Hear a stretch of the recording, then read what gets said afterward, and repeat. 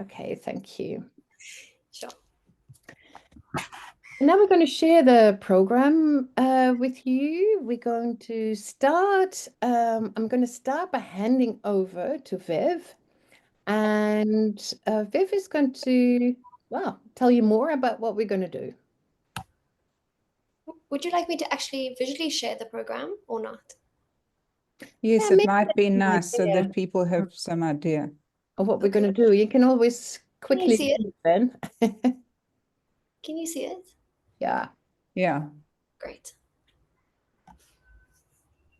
So as you can see also, so we're now at number 3. That is Yeah. about Viv. If you can say more. Yes. Well, often people have many misconceptions about concepts in agential realism, and particularly people have a lot of misconceptions about interaction. So we just thought that we would start off with, you know, thinking about together, and perhaps it would be good to do it in breakout rooms since there are so many of us here. People would feel freer to have a chat about this. So I think, you know, what if George wouldn't mind putting people into breakout rooms when we've discussed this, if people could just discuss what they think some of the misconceptions regarding interaction are. So I think if we could just have a discussion maybe for 5 minutes, not a long discussion, and then we would come back and share some of our ideas, if that's okay. Are there any questions about that? In the breakout rooms now. Yeah. Yeah. Okay, cool.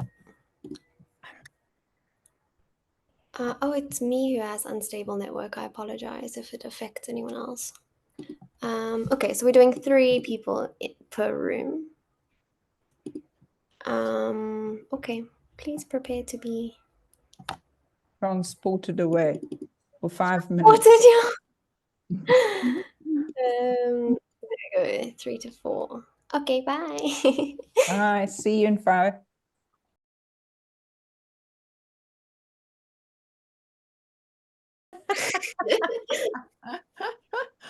Welcome back. Yeah, we're just waiting for the others, and then we'll start chatting.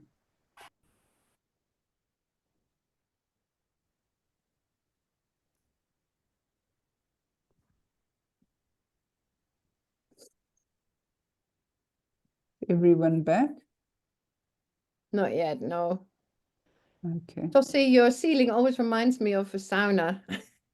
All right. It's anything but.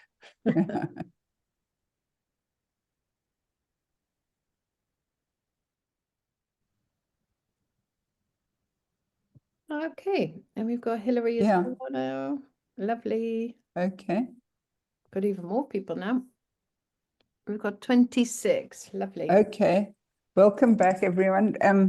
Would anyone like to volunteer anything about what they discussed in their breakout groups about the misconceptions of interaction? You can just indicate by putting your hand up, and you can also write in the chat if you would like to. Aha. The challenges. Would you like to elaborate on that, Charlotte? Sure. We were speaking about how our language structures don't lend itself to easily speak about interaction because it is very easy for it to become a verb. And Giovanna was saying if you're not careful, it can be very quickly it interacted with them, and it kind of puts it in a box where actually maybe that's then interaction.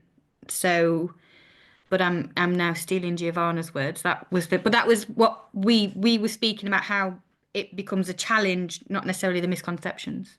Yeah, Well, that can also lead to misconceptions, can't it? Because you're just using that sort of language all the time. Finn, the necessity of the apparatus phenomena and interaction, would you like to speak to that? I'd maybe call upon Angela to do it because she did it much better. I was learning from her. Thank you. Well, you guys are being so kind. I'm gonna not be able to do it the same way I did before. Well, we were talking about some really good examples that involve dancing and about what it was not, and the oh, I'm sorry because I've forgotten your name now, but it was the eggs and milk mixture idea about that sort of systemic way where things are separate and they're just mixing.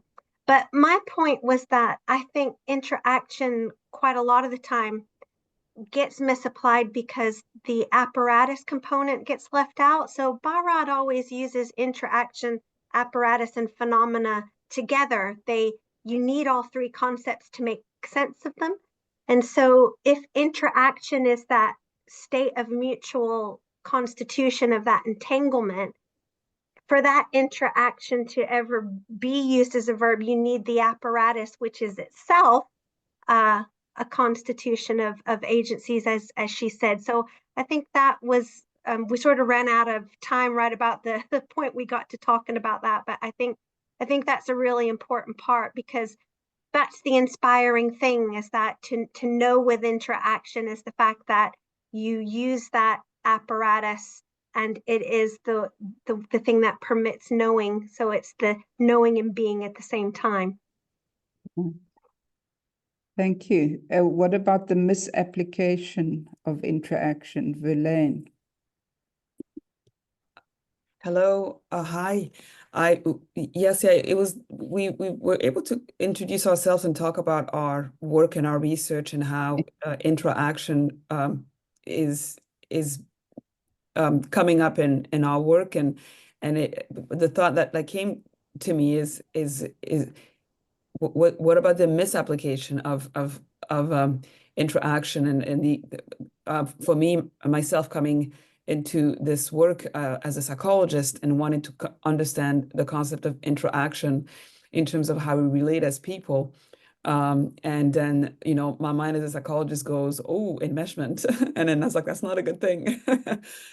So the concept is understood on one end, and then there is the application of it, and can that come together? And even as I do this, I realize I'm doing the interaction rather than interaction. But yes, there's almost like, it sounds wonderful, but just, am I misapplying it because I'm applying it to concepts that are not as fluid? So that's what kind of somewhat came up in our discussions. Yeah. And even in writing, I think it's often misapplied. Yeah, and that's also how we started off with the language that works against us, the structure, the grammar of our language. And so, Viv, do you think we should? I think we should move on, because I think otherwise we're going to run out of time. So let's go on to reading the entry, which will be useful. Yeah, because it would be really nice actually then to maybe return, if we've got time, to return to this beginning of, and see whether that also confirms, or maybe your own understanding has shifted or not. But let's see how we get on. So we're going to read out loud for people, and I can't see actually almost nobody in this room who's not familiar with our reading practices in our reading group. So, but just a quick reminder is that we read out loud, and whoever would like to read is just going to start, and then this time I suppose we're not really stopping in between. We're just going on till the end of the entry. So this is the entry from the glossary that you yourself also have access to. Some of you might have already read it, but it's not compulsory. And also it's the returning to the reading when we read it out loud together is always different too. So have we got any volunteers? So you can maybe George, if you can share the text on the screen. Anybody? No, wait a minute. That's, oh yeah. This is it. Yeah, that's right. Okay. So, thank you. David, you're going to have a go? Or is this something else? No, thank you. I'm very happy to have a go. Thank you. Le- Thanks. Okay. Interaction is a new term introduced by Donna Haraway in 1992 and further developed by Karin Barad. Its spelling expresses a relational ontology. Intra, derived from Latin, means within, interior, during.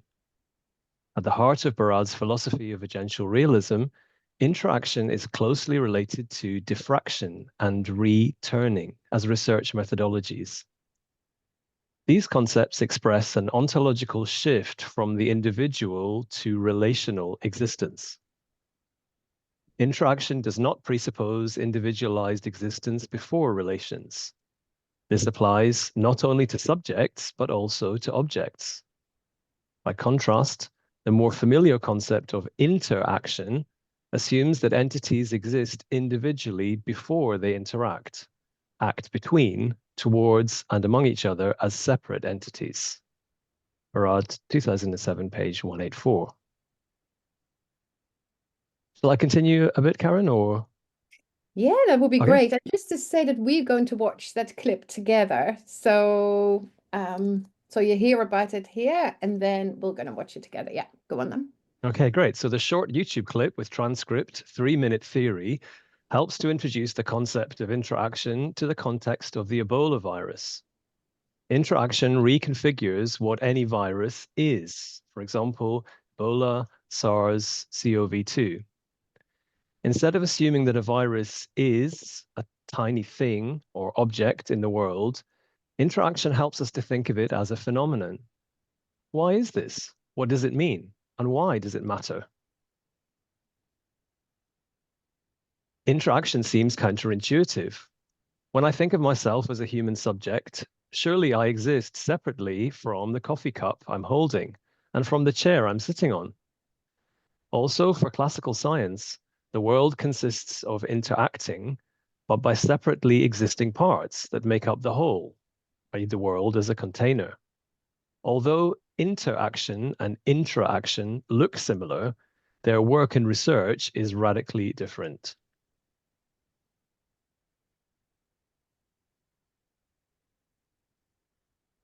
Shall I go on one more? Or? Yeah, maybe we've got another volunteer. I always love reading, listening to your to you, but it's also nice to listen to others. Anybody?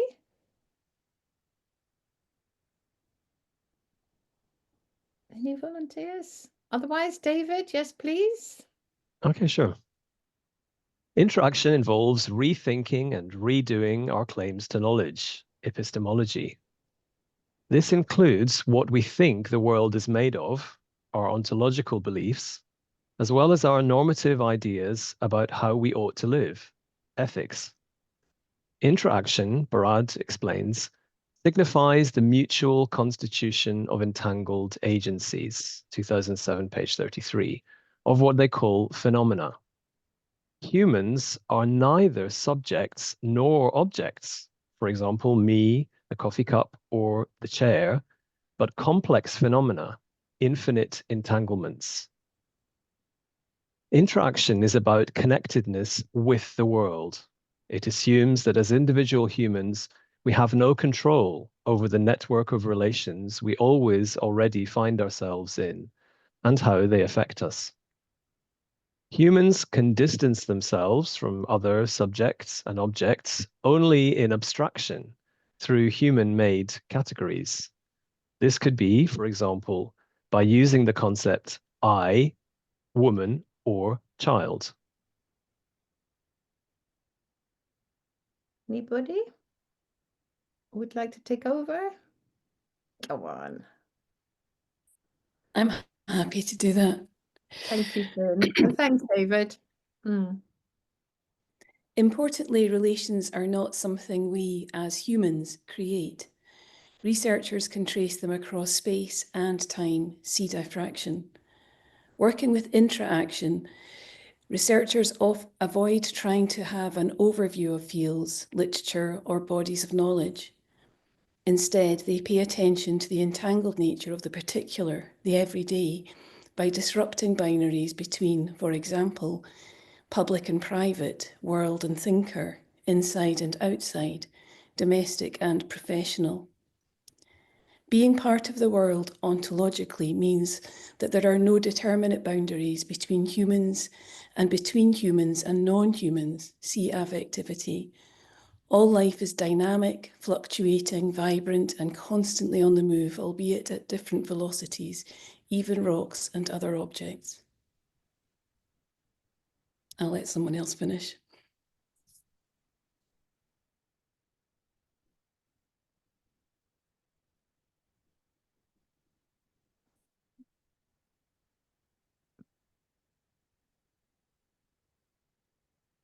I'll read.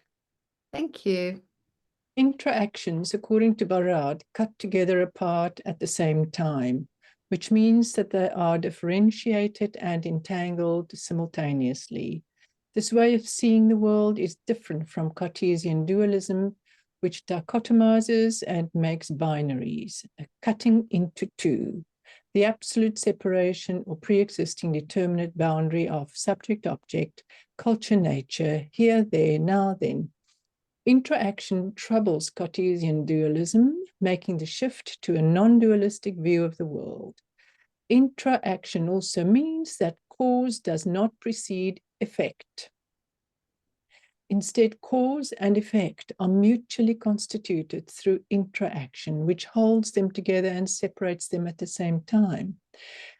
It is not just humans who interact, but the world is interacting all the time, and humans are part of the world's ongoing interactions. An example of interaction that Karin Barad provides in her book, Meeting the Universe Halfway, is the act of writing a book. According to Barad, Barad, didn't write the book, and the book didn't write them. They and the book were mutually constituted and reworked through intra-action. Okay, just for your information, you can see the words that are underlined, the concepts, they refer to other entries in the glossary. So it's like a web. And it's, Angela, I think you were saying how apparatus and phenomena and interaction, they are entangled. You can't understand one without the other. And it holds for a lot of those concepts too. So Viv, I think you're going to just wondered, before we go on to the video, if there were any questions or comments about the piece that we've just read, or any anything that you found particularly relevant or that you don't quite agree with or understand. We can't see the text anymore, but perhaps you have been given access to it before. I'm sorry for just shouting out, but I actually can't figure out how to raise my hand in this thing. So I apologize. Don't worry about it. If you don't mind, sometimes it doesn't give the option, actually. Yeah, it's I apologize if I'm talking out of turn, but I'd like to ask this, but please, if I'm asking out of turn, I don't want to lead this somewhere it doesn't want to go. But since you're here, I'm actually really desperate to ask you this question. So when you've got something like intra-action, and I find that this gets compared to Deleuze all the time, and I was in a discussion with someone else the other day about that paper by Hein where they try to say how very different the two concepts are, but I actually don't understand that that's true, at least on the surface. I appreciate they diverge sometimes in their application, but do you do you see as interaction and that basic mutual constitution having an equivalence with the plane of immanence? Yeah, I would say so, because, being in the plane of immanence is, that you cannot get outside it. So it's everything is from within. So I would, say that the plane of immanence and diffraction very much, talk to each other. But that's, and actually, I don't know if you know, but Karin Morris and I wrote a paper which sort of responded to that paper of Hines. Well, if I've missed it somehow, I'm the poorer for it. Please share that when you get a moment. Thank you so much. Yeah, because we did think that there was a lot of perhaps misunderstanding or misrepresentation, or, that in fact, Berard's work, does talk very much to Deleuze and Guattari's notions. That's very helpful. Thank you. Giovanna put it in the text. Thank you, Giovanna. Oh, thank you. I was just looking it up. Okay, brilliant. Any other questions or comments before we move on? Yeah, I think just to say that the complexity there is that I saw this last week again, is that Deleuze's use of transcendence, and it's just these concepts are different, but on the whole, it is working with the idea that you can't go, as Viv was saying, a step outside the world that you are a part of. And I wouldn't say Deleuze says, because I think even, especially Deleuze would say that there are lots of ways in which you can read Deleuze, but that there definitely is that yeah, it's actually very helpful to diffract them through one another, Deleuze and Berard. But Berard themselves has said that that's the kind of work that they feel that other people can do, rather than that it is something that they would like to be involved with, for the simple reason that they haven't got time really to do so. But I think in looking at that piece by Gandolfer and Berard, it's also helpful in bringing, the Deleuzean concepts into conversation with Berard, because Gandolfer is very interested in Deleuze. And it's interesting to see Berard's response to that. Hilary? Yeah, a lot of what you're describing in your entry sounds quite a lot as though interaction is like a cut. I mean, it's ongoing, but if you want to look at it, it's a cut into particular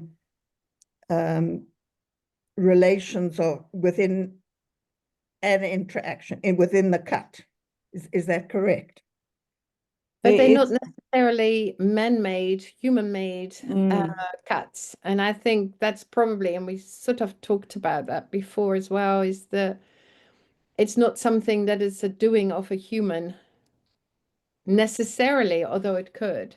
But when you say you can't just replace interacting with intra-acting, so like a teacher is interacting with a child, that's not the point. Yeah. Or I'm interacting with my cat. So interaction is ongoing. You say it very clearly. The world is interacting all the time. But how do particular, I don't even know how to phrase it, particular relations that one wants to look at, does that only happen with a cut? Yeah. How do they emerge? That's what I'm trying to work at. How subjects and objects, for example, made? I would say it is through a cut, and that cut is contingent. So, I mean, if one looks through Meeting the Universe Halfway, a cut is sort of interchanged with interaction. at many points. But you know, that a gentle cut is, as you say, making something contingent and determinate, you know, for that particular instance. But of course, we know that it's always already part, you know, it's cutting together part, as they say. Yeah. Anyone else? You can also put in chat. Yeah. But I mean, we will have, you know, things will come up with the video too, because that will further extend the discussion. So perhaps we should move on and look at the video together. Karin, you going to explain that? Yeah, I mean, it is one of those videos that I have found so helpful for many, many years. And this is a particular version, and it's what I like about it when you click on the link, and can put the link in, or maybe George, if you can put the link into the chat. Just realized I'm in the wrong computer. But also, yeah, brilliant. And then George, you're going to share the video, right? So, but just to say before you go off, what is in the text, and we're going to have what you'll see when you click on the link is that the text of the video is there, and it is 3 minutes. It goes incredibly fast. And so the whole point of what we're going to do after the video is that that text will then be available to you in your breakout room. So then you can go back to the text. Now, I don't know who can and both read and watch and listen at the same time, but the whole idea of it that you will have about, well, probably 20 minutes after this, maybe even longer, definitely longer than 3 minutes, to explore that together in your breakout rooms, and then we're going to discuss it further and have a small inquiry about it. So let's start with the video. In this edition of 3 Minute Theory, we'll be discussing intra-action, a term that comes to us from feminist physicist Karin Barad. Barad describes intra-action as the mutual constitution of entangled agencies. And what's agency again? Simply, we can understand agency as the ability to act. So in other words, intra-action is the mingling of people and things and other stuff's ability to act. Sort of sounds like interaction though, doesn't it? Well, let's break down the difference. First, let's look at the prefixes inter and intra. Inter means among or in the midst of, whereas intra means within. When we add the word action to these prefixes, we get a whole different meaning. When two bodies interact, they each maintain a level of independence. Each entity exists before they encounter one another. However, when bodies interact, they do so in co-constitutive ways. Individuals materialize through interactions, and the ability to act emerges from within the relationship, not outside of it. So why is this distinction important? Well, intra-action gives us a whole new way of thinking about our relationships with each other, with matter, with materials, with nature, and with discourses. When these different things are in relationships with each other, our ability to do stuff changes, transforms, or emerges. Let's take the recent Ebola phenomenon as an example. We can say the Ebola phenomenon is not just the virus itself, but is an interaction of the actual virus with human and non-human actors, including human bodies, discourses on Africa, pandemics, the role of politics, political pundits, news channels, and fear. Ebola is not just a virus, but a phenomenon that's made and unmade through interactions between nature, culture, and technology. Through interaction, we are all brought together into the Ebola phenomenon, and yet this interaction separates us into new, co-constitutive subject positions. Through interactions, we become, at least temporarily, the afflicted and non-afflicted, the at-risk and the not at-risk, and the exposed and the unexposed.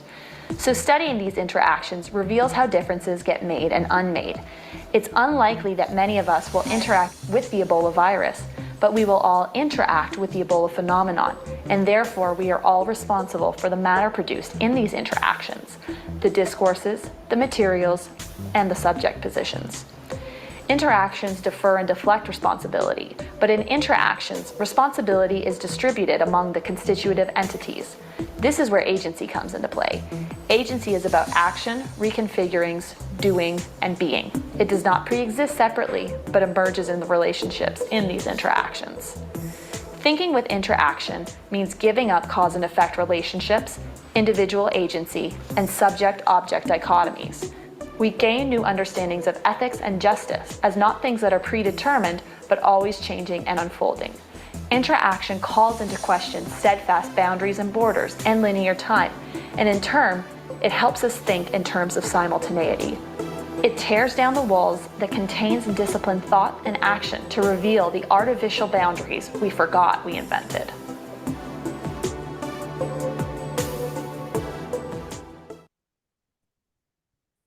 Okay, thank you. Have you all got access to the text? That's actually important before we break up into groups. So the idea of it is that you in your small groups going to go back to some of these ideas, some of the questions, and maybe even start with questions for clarification. Oh, I'm not quite sure about this or quite sure about that. And then you can also pick up questions more for inquiry. So Viv and I are going to join you as we go along just to see how you're getting on. We probably will be staying a few minutes in one room or maybe longer, and then we just go on just to get a flavor. We really feel we're missing out.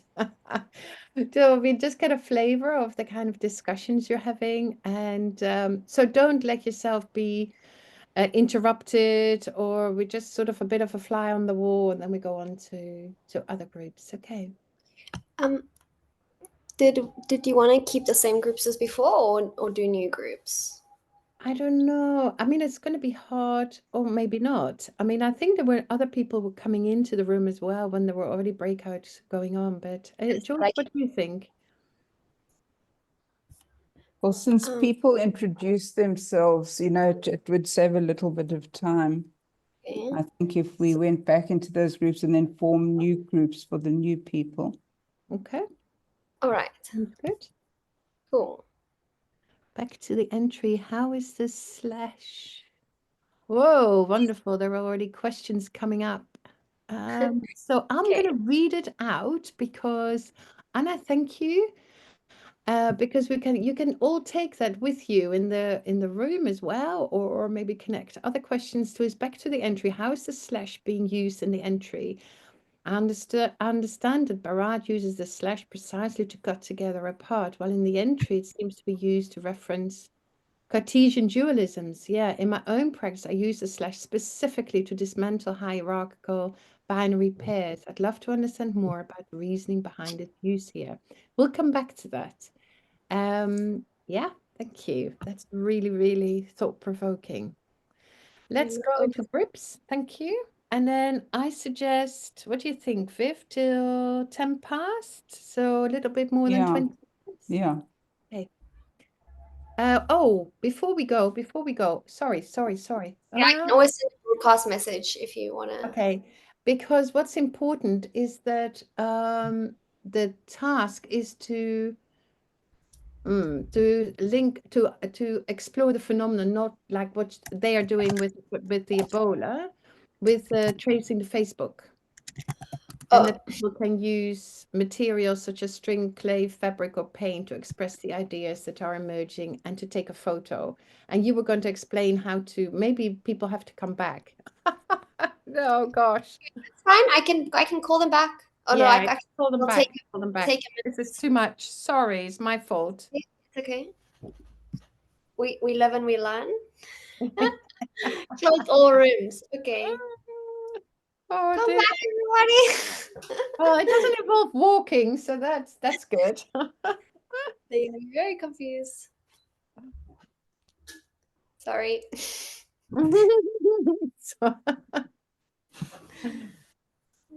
Oh, yeah, they all come back. Come back, come back. No, don't walk out of the room.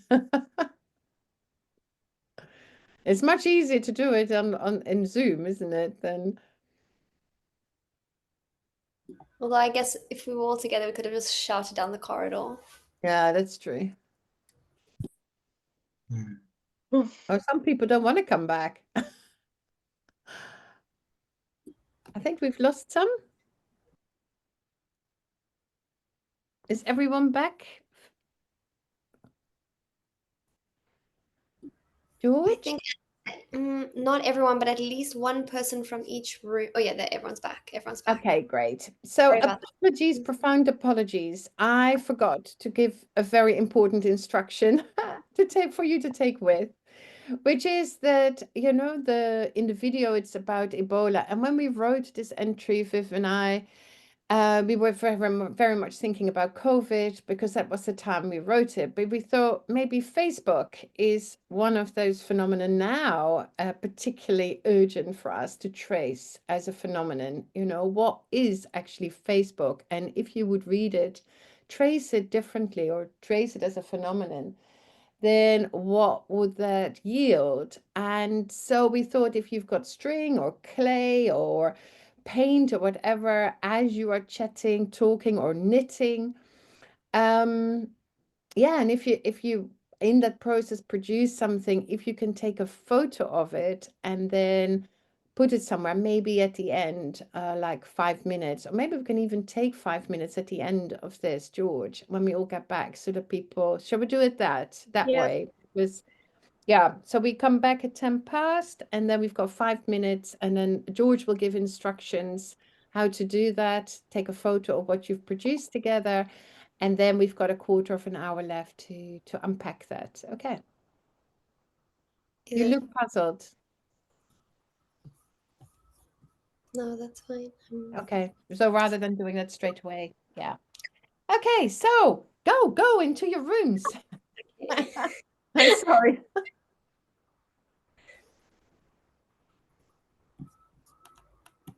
And we'll see you there.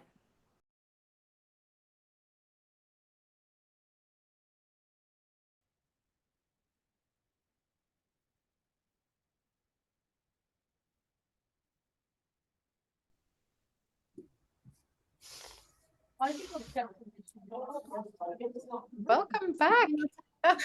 You got interrupted by the break by the end of the break room, as I'm sure so many others were. Sorry. Yeah, so in the breakout room I was the last sentence was that algorithms get, you know, they start to live their own life. And you're just like, what a way of ending. And in another breakout room where I left was about, you know, Facebook having all these entries from people who are already dead and maybe, yeah. So such an incredibly rich discussions.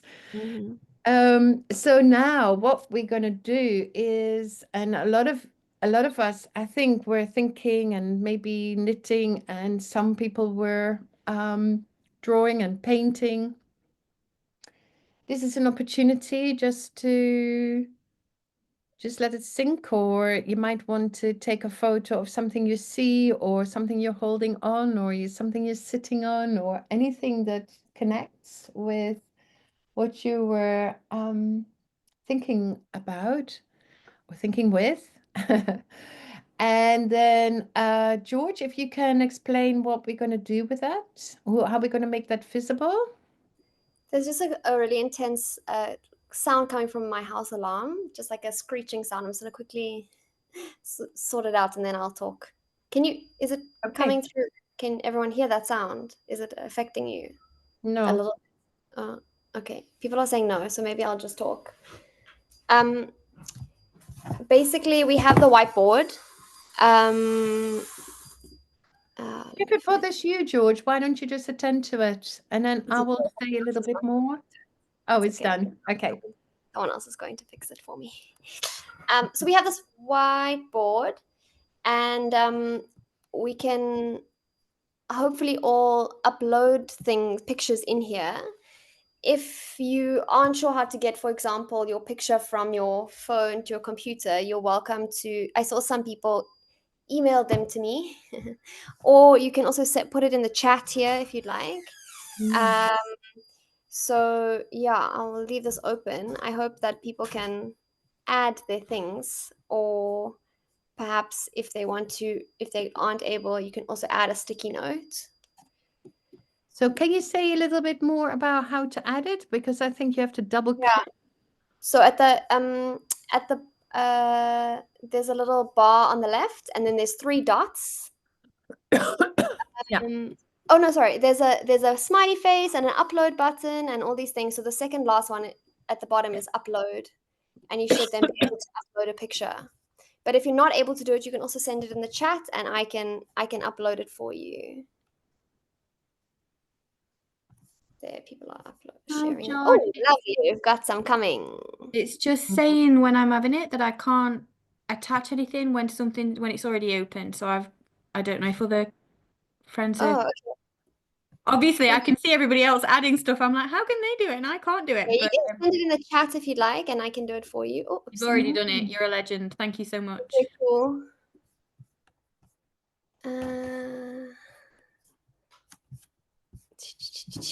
Now I have to try get my own.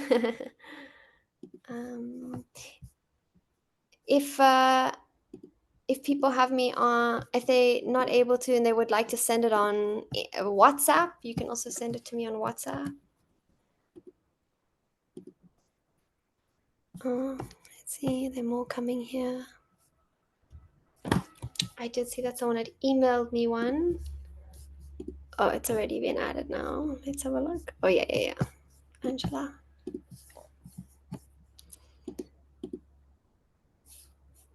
Oh, wow, Sherry. Oh, look at this. Oh. What is this? It's not coming nicely. Copy image. There we go. Oh, lovely. Lots of long things.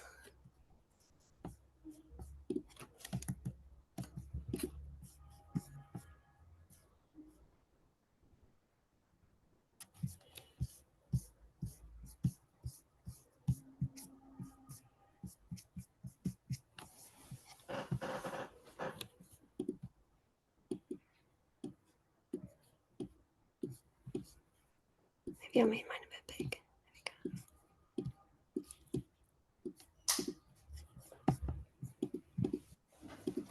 There we go.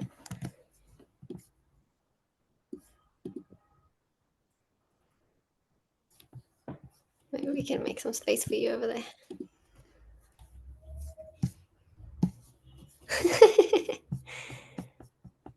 Wow.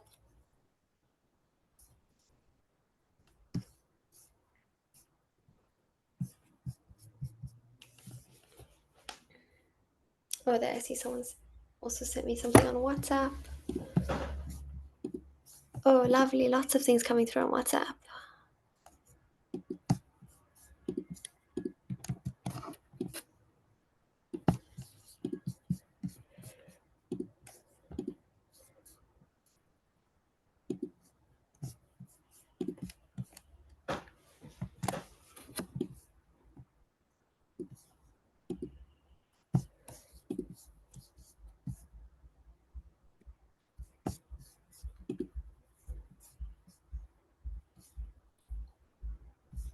Oh, nice. Someone's making. Oh, is that you, Karin, making some lovely lines?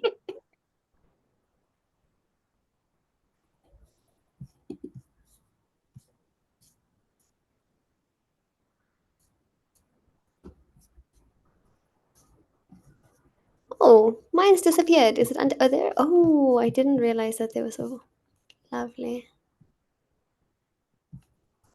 Okay.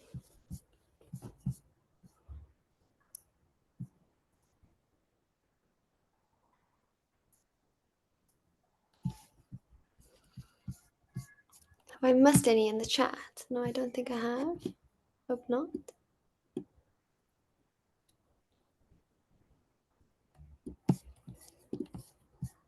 Oh, David. Yay.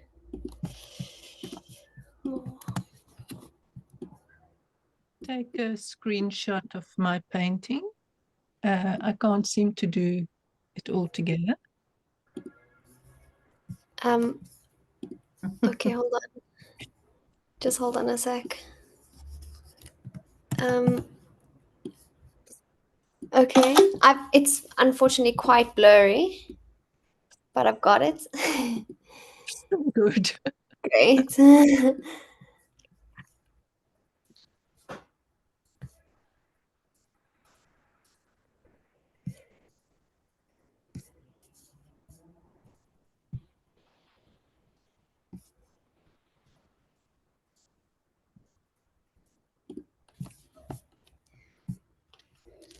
Okay, maybe as we continue, some Maybe people yeah. want to say something about Mm.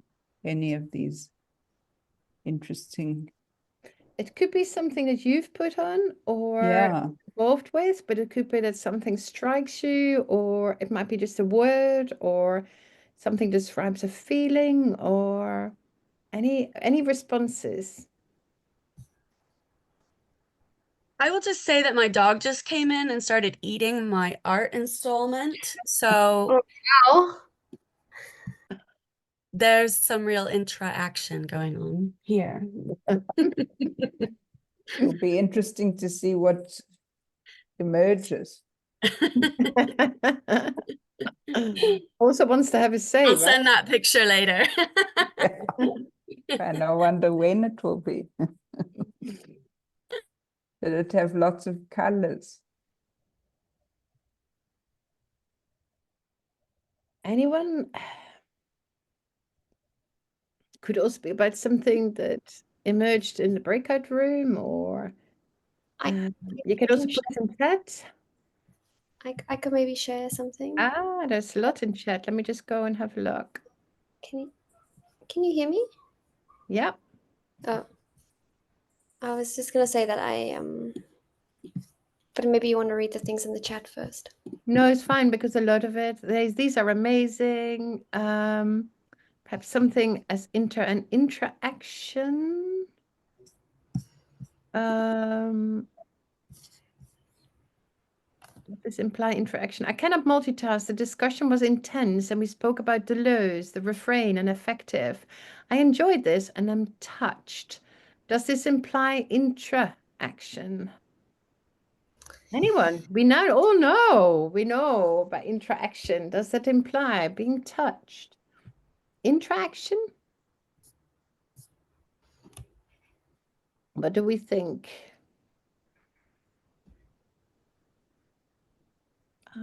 Some people had to leave school run. I'll maybe share something about what I made. I made this little thing.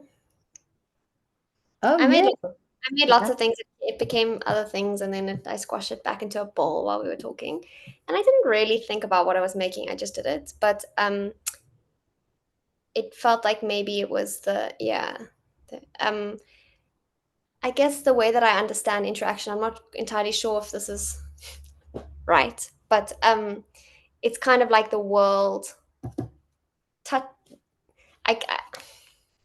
like the world growing a little arm and arms and touching each other, and then you feel like we're different and we're interacting, but actually it's coming from the same thing. Does that make sense? Very much. Very much so. I can go next. Yeah, go on. So in our group discussion, we were trying to wrap our heads, I was trying to wrap my head around the phenomenon of how all the humans and objects and other things interact. And so my picture is about the idea of all things having this phenomena of needing water. And because I had this water bottle, we kind of used it to talk about how we are all connected and have this relationship around this phenomena of water. I mean, I would have a water bottle And that water bottle would be plastic. And in a week from now, it could also be a home, and it could also be a problem in the ocean. It could also have very different phenomena in its timing. And then the idea of water, which is in the bottle, could also be in your house, could also be in different qualities, in different ways, get to you. And so the whole phenomenon around water has different almost environments or platforms that it plays itself out with other let's say actors.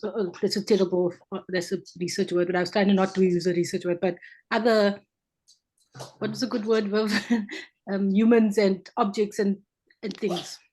So yeah, so it was about the water bottle and relations, and then we spoke about Facebook, and then it ended up unpacking how Facebook, even if you choose to not be part of social media, that the phenomenon is still happening.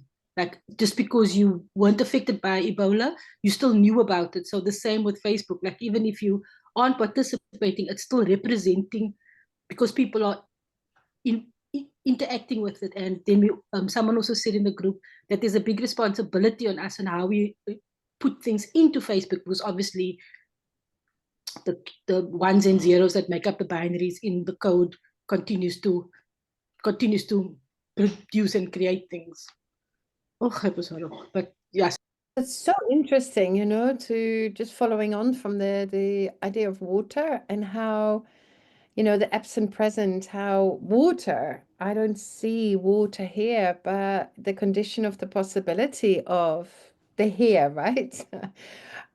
Which is never just here. And so water is part of the phenomenon. And there's a question in the chat about, is there ever a phenomenon or singular, or is phenomena the only truly interactive term? And I think it is, I mean, the way I see it, that is a phenomenon is not a bounded entity like a thing. So it is exactly that spilling over of what you know, like water, or and what it's haunted by in terms of tracing the different temporalities that it is part of, and as at the same time there's always more than. I don't know whether anyone else would like to take that further.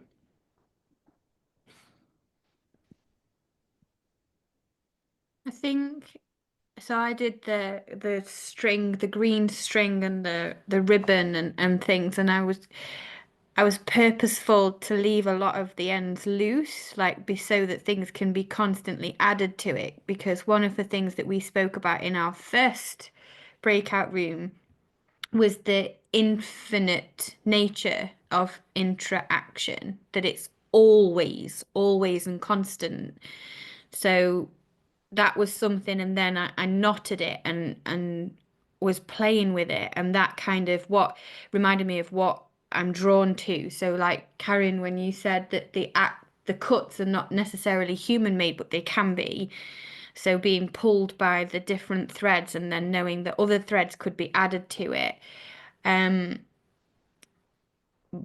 But one of the things, and I don't know why he's so in my mind at the minute, but I was looking at this and I took a picture of it and I found it really drew me, and it really helped with my thinking. But I just kind of had in my head that my son's going to come home and he's going to see this thing on the table and he's going to go, "What's that?"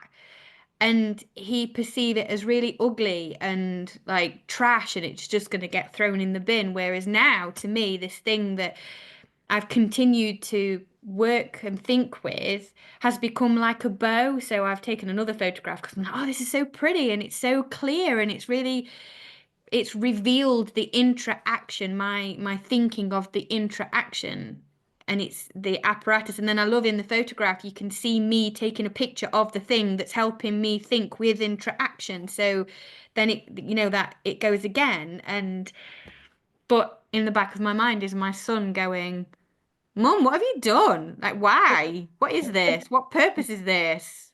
But isn't that also because when we draw and we do art, and it's nice, Sylvia is also in the room, and a wonderful work on the arts, and how you know, how does it work in this case to express certain ideas rather than it represents, you know? So it is the comparing of what it represents and whether it's really nice or beautiful or but instead think of how does it work? What does it do? What does it bring into the world, you know, as a worlding process?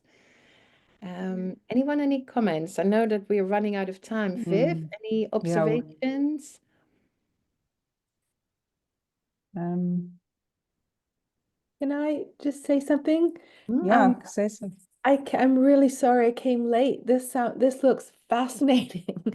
So I've just caught the end of this, but it's amazing to me that how these interactions then continue by making the traces and the tracings visible, which is something.